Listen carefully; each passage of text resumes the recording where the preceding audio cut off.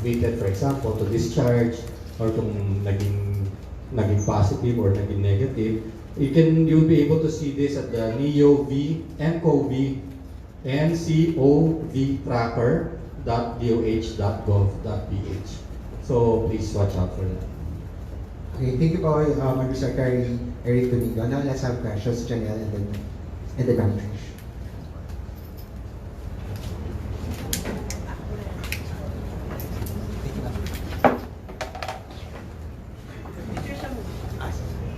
Hi, sir. Good morning. Sir, I just like to ask because there are international media outlets reporting that nCoV is already airborne. Do we have any confirmation about Yeah, that? I did ask for information on this from the WHO office, and they said that there's nothing conclusive about it at this time. It's still being studied by the World Health Organization, but of course, precaution is still to be taken. But until we're given any hard evidence, right now the WHO has not classified it as an airborne infection. Okay. Sir, follow up lang. Yung doon naman po sa mga dumating na repatriate nitong Sunday, how are they doing? May PUI ba tayo coming from those who arrived this Sunday? So all of them were examined before they boarded the plane.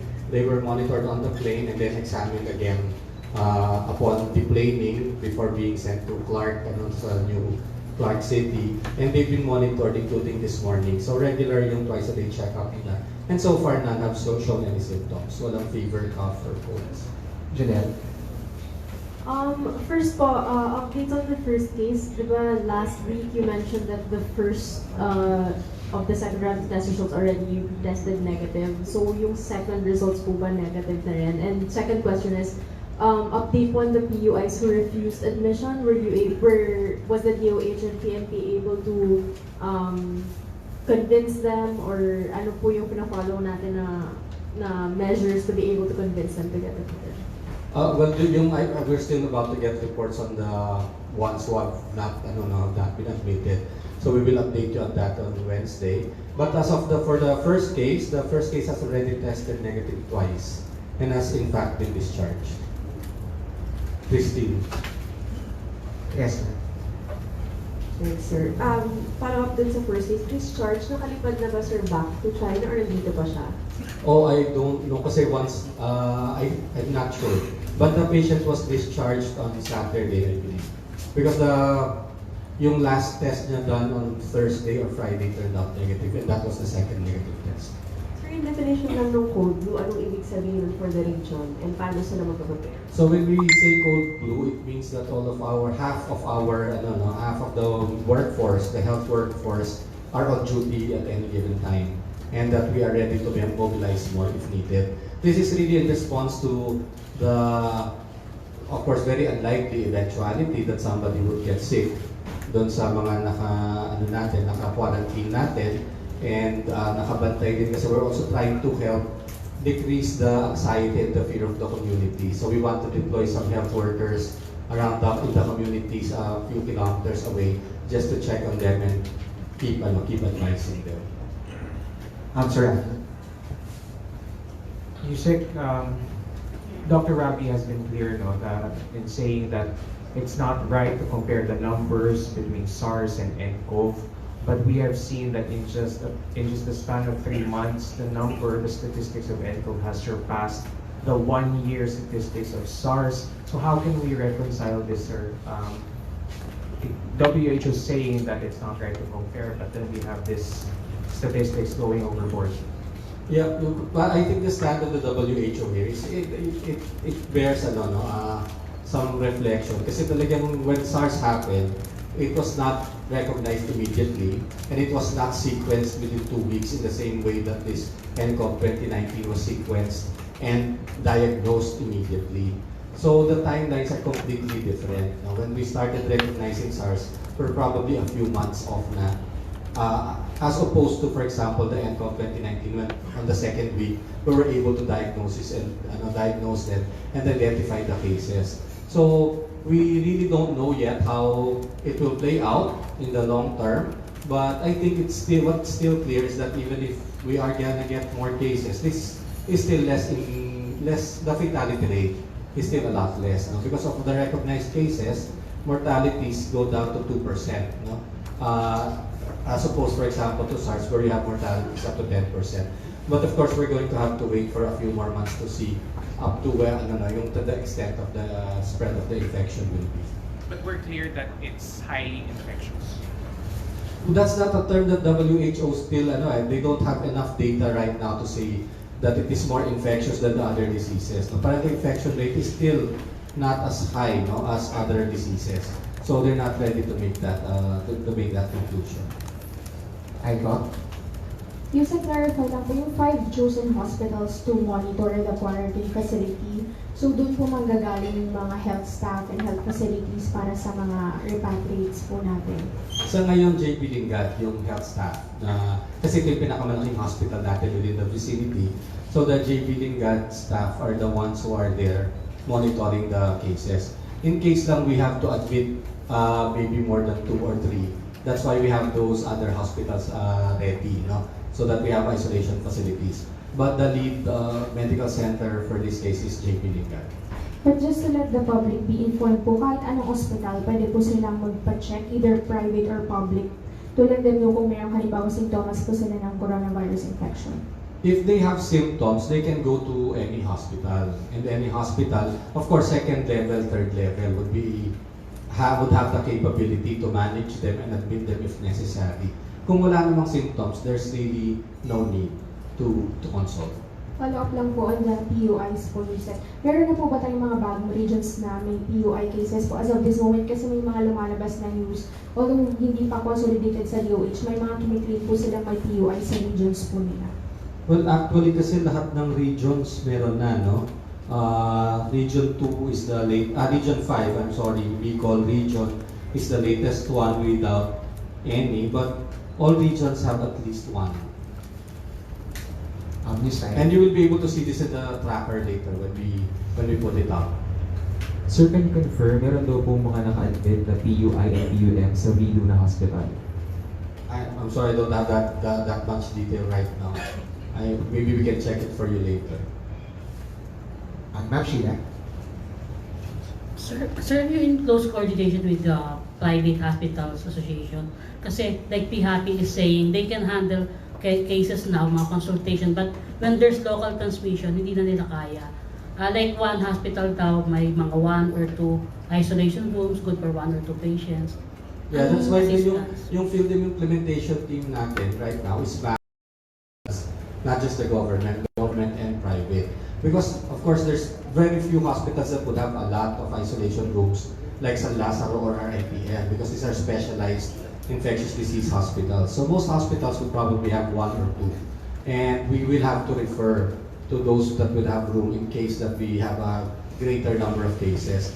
Although the directive of the President for the regional hospitals and the government medical centers is to identify already possible wings or buildings within the hospital complex that will be dedicated to these cases in case the number increases. So may mga assistance ba? Like mga supplies sa mga private hospitals? No, the private hospitals, yung PhilHealth reimbursement ang pupunta doon. And of course, yung usually may health insurance kung may health insurance yung patient. Sa government hospitals, the DOH to the CHDs do support the government hospitals including LGU hospitals. Sir Joby. Sir, in terms of stocks natin ng face mask for health workers, kasi sinasabi ng WHO over the weekend na yung global stocks nag-deplete na and insufficient na. Ano yung status for our health workers? Sa atin naman, meron nag-deploy na rin tayo ng supplies right now na PPEs, including N95 masks and hazmat suits. So far naman kasi talagang we've only had 3 confirmed cases. No? And of course, yung mga highly suspicious PUIs, maybe talagang very, very limited ang stocks natin. And we're concentrating them only in the medical centers that have admitted cases. The department is having a meeting right now with the supplier for N95, yung 3M, to see how we can collaborate to bring more stocks in or if they can donate some to us.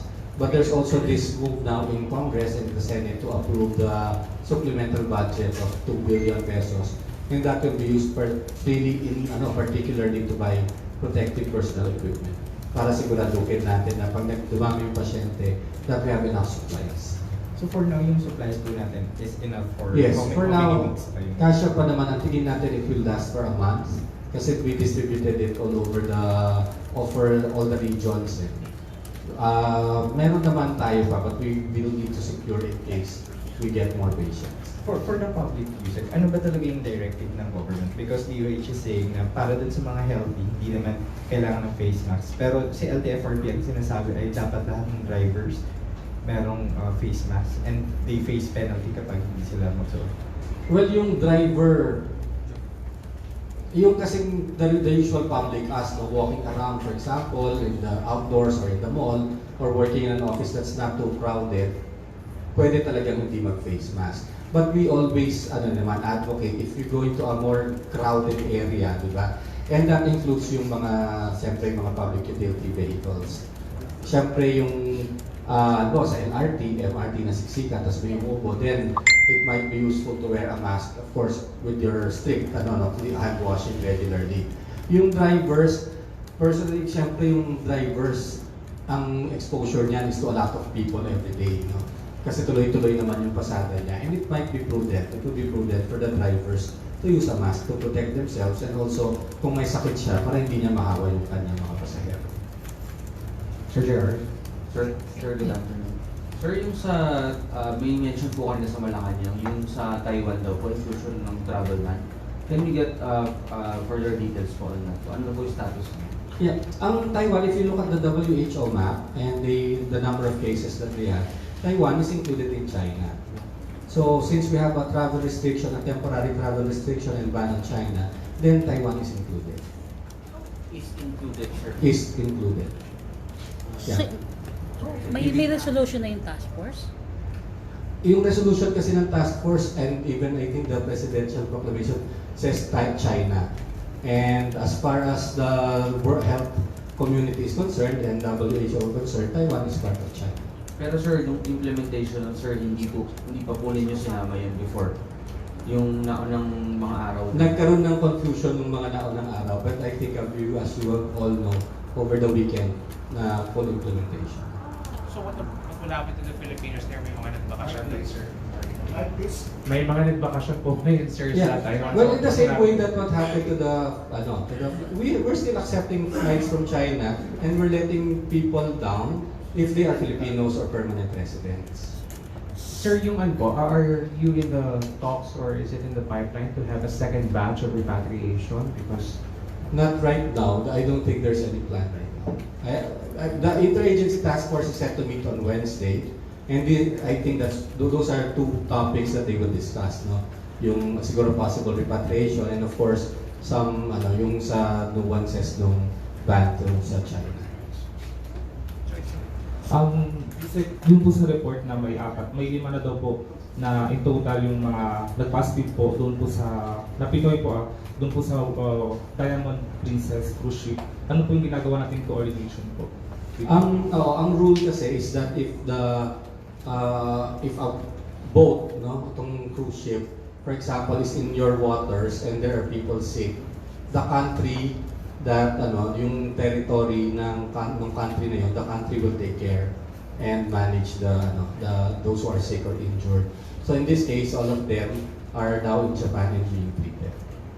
In the same way na kung magkaroon ng aksidente, halimbawa ang barko, tas nasa Philippine waters siya, tayo obliged tayo na gamutin at magbigay ng medical care. Kahit ko, Chanel, then Ma'am Sheila.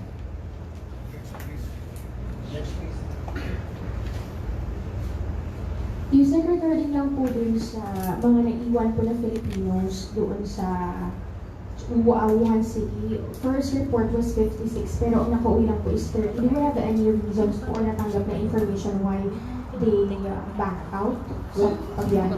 Yung iba daw na bago ng isip, no, and they decided to stay. And some of them naman have families already in China na hindi Filipino citizens. Ang natin kasi, ang ating policy, ang makakabalik lang from China and territories would be Filipino citizens coming in. So some of them opted. But ang report natin is that nobody came to the airport showing signs and symptoms and was barred from taking the plane. Lahat ng dumating were healthy and were allowed on the plane. Those who stayed decided to stay. Meron pong last week po yung sinabi ng Kappa Starlock na kapag ka daw po may second batch ng repatriates from Wuhan, they would still oppose it. Ano na po yung measures ng DOH? Although kayo po yung lead agency, wala naman po sigurong jurisdiction ang municipality of Kappa Starlock, whether that happens. What we're doing now is really making sure that to show them that there's no risk for the community. This community is very, very far, and I'm sure they witnessed how it happened, how the disembarking, and then yung transportation from the airport to the facility. Talagang wala namang way na mag-expose ang anybody. And of course now, the facilities being manned by a team, and we're also having we want our medical workers to go around the communities to assure everybody that there's no risk. And wala pa naman at this time any plan for a second repatriation. Janelle? You said, is it accurate to say that the first and third confirmed cases have recovered for 2019? Yes, they were positive at the start and then negative by the time they were Okay, sent. so they recovered those They symptoms recovered of and cleared the virus. Okay, and also, yung tungkol po dun sa Taiwan ulit, medyo magulo. Kasi sabi po kanina sa the laging handa briefing at Malacanang, it's still being discussed and it's a resolution that will be decided by the end of today. I think they're calling the interagency task force on Wednesday. I believe that there's some, parang Taiwan's asking for some reconsideration. No? If they give proof to show that there's some safety, then siguro yun yung i-discuss. But as of now, as a part of the restriction of travel from China, Taiwan is included. But then you said that there was some confusion at first. So when did we start imposing that ban on Taiwan as well? I believe late last week. Late last week. Okay. So it wasn't part of the initial, yung unang Yeah, request. oo. Parang yung iba naguluhan yung ibang authorities. If they were, I think you know that some flights were able to come in. But by late last week, it was clear that the policy is that Taiwan is included. By naguluhan, sino po yung naguluhan? BOQ, BI, or? Parang lahat. Oh, okay. Oo. Okay, but as for DOH, talagang kasama ang Taiwan. Yes, kasi when we ask WHO very, very clearly, they always refer to just one China, no? And Taiwan is included, even in their official reports. Okay. Clarification. Sir, clarification. Kailan mag-i-start yung implementation ng ban sa Taiwan? After the task force? Hindi, ngayon. Kasama na siya sa ban ngayon. As in, kailan po nag-take effect? May mga na-restrict na pumasok? Yes, I believe since Friday, Saturday, Sunday, parang nagkaroon na ng mga restrictions, and especially ngayong yung Sunday and Monday.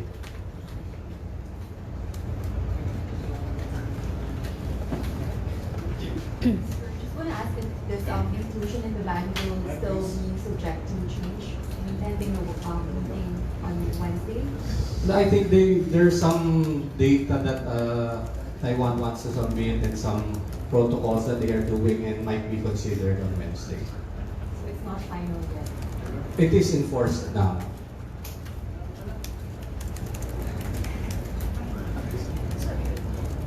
Sir, yung mga passengers from Taiwan will also undergo quarantine. It will be exactly the same as people coming from China, Hong Kong, or Macau. No? And Filipinos coming back are the only ones that will be allowed in. Filipinos and permanent residents. Sir, linawin ko lang yung sinabi niyo po kanina na sa halos lahat ng regions may mga PUIs na po, except for Region 5. Hindi, meron na rin sa Region 5. I think that's the last one. That's the latest one to get PUIs. Bicol has to. Ano sir yung pinakamarami po na region?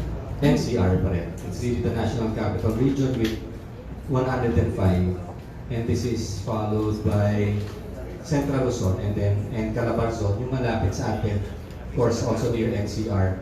And then Central Visayas and Western Visayas. Sir, basically, ano po yung, paano po sila consider na PUIs? Paano po yung contact nila with?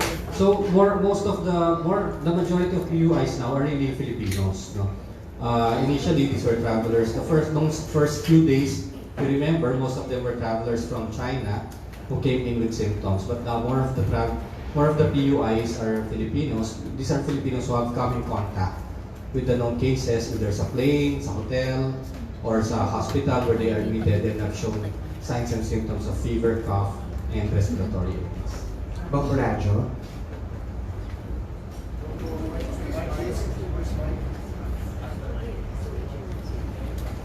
Good afternoon, sir. Meron po bang reaction ng DOH? Kasi meron pong interview kanina kay Tarlac Gowing or Susan Yap na sinabi niya hindi daw po na-consider yung presence ng LGU nung may meeting ang DOH ng Friday regarding sa mga darating na repatriated Pinoys from Wuhan.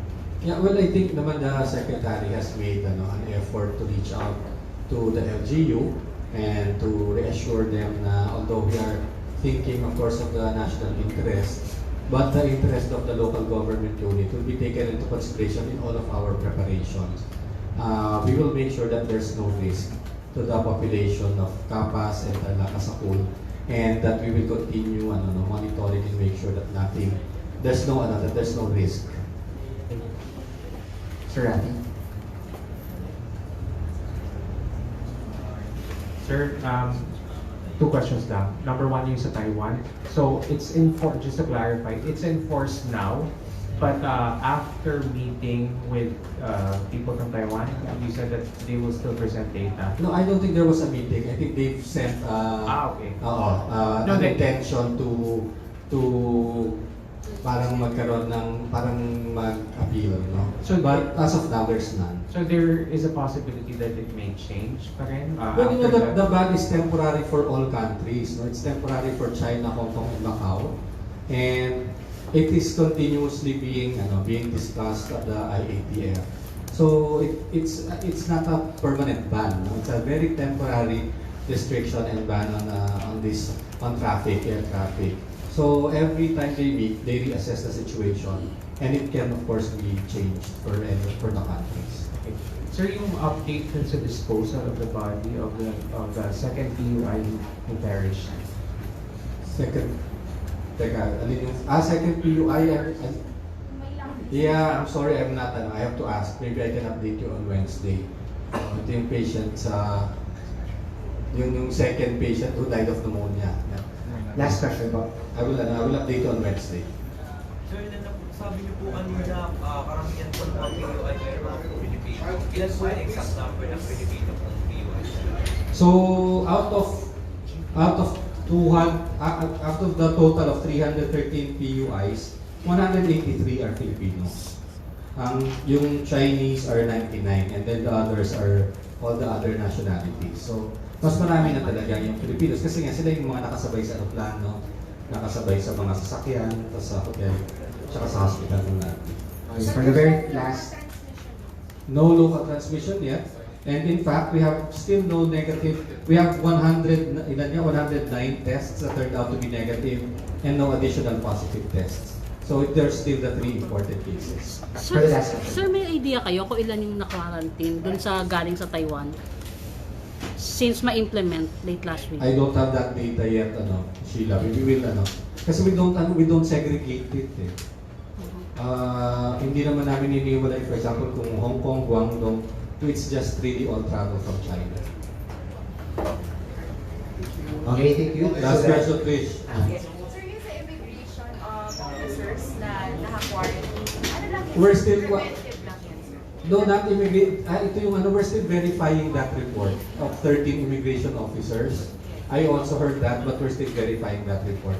Sa mga naka-quarantine sa loob ng Clark, there are no immigration officers. There was no contact with immigration. Sir, okay, thank you very much. So that concludes. Discuss namin yung advisory, sir, ng DOH na avoid going to concerts, na Sige lang. Yeah, meron the advisory. The advisory was really directed at mass public gatherings that are very difficult to control. No? For example, concerts na maraming tao, tapos masikip, tapos hindi naman natin alam kung sino yung mga nandun, or mga big prayer rallies, or big mass gatherings. So the DOH recommends to maybe postpone or cancel these events. But for example, of course, gatherings na mga well-controlled naman and you can take precautionary measures, you can always push through with them. And these are always just recommendations. No? It's not like it's illegal to hold a meeting or to hold a convention, especially if you can take precautionary measures. Yun talaga yung initial it's the big mass gatherings. But the risk is high if these are happening. Well, you know, kasi yung talagang very close contact, we all know that the known transmission is droplet and close contact. And when people are together and you don't know where everybody came from or if anybody has any illness, there's always that risk. And it's greater pag mas magkakadikit at saka mas kulang tayo ng precautionary measures. Iba naman yung convention, halimbawa ng mga nurse o ng mga doktor na pwede silang maglagay ng mga dispenser ng hand sanitizer, and then of course yung mga nakaupo naman sila na hindi naman masyadong masisikip. Okay, thank you very much. So that concludes our Monday press briefing. Our next